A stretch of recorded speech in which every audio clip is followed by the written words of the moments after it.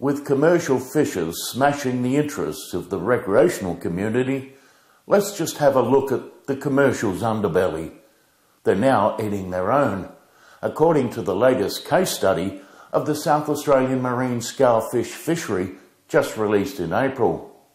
One of its key findings, not surprisingly, is that recreational fishing is unanimously seen as a major threat to current and future commercial marine scale fishers, and widely considered to be unregulated and unfair. The report claims unregulated recreational fishing is a significant roadblock to management, as outlined by this quote from a commercial fisher. Recs are a greater risk to affecting our future fishing, trying to ban longlining. But here's where he introduces cannibalism. Also part-time commercial fishermen that come running when they hear the fish are thick. My main concerns are poachers, recos selling fish, and commercial fishermen exceeding limits and doing illegal things. But wait, there's more. The report isn't finished with it. A number of fishers raised leasing issues and felt that the shift to leasing licenses had meant that non-fishers with little experience were beginning to get control of the industry in ways that were disadvantageous to its long-term future.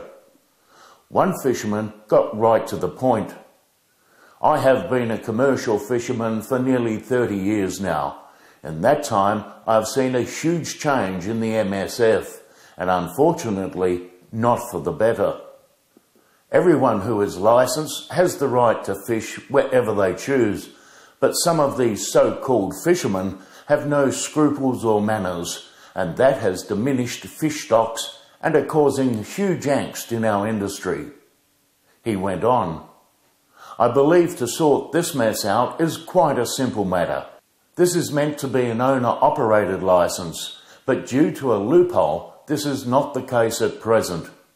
There are approximately 100 plus licenses being leased out. These people have to catch about $450 a fish a week before they can even put petrol in their tank. This practice must be stopped. We all know we need to reduce licenses.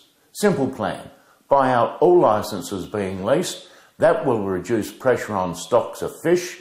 It will also relieve the pressure on most areas and stop all the aggressive attitudes that have come about. The key recommendations of the report include negotiated arrangements about license reduction, including ideas for compensation.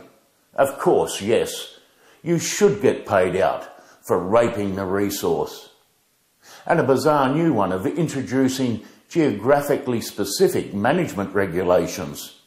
Instead of statewide laws, you have different laws for a whole bundle of little areas. Yeah, that makes a lot of sense.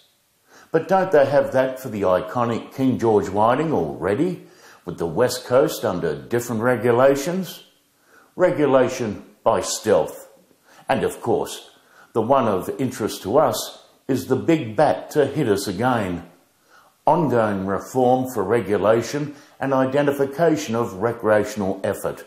Yep, give the pros what they want, again, and on the way through, give the recs a smack behind the ear.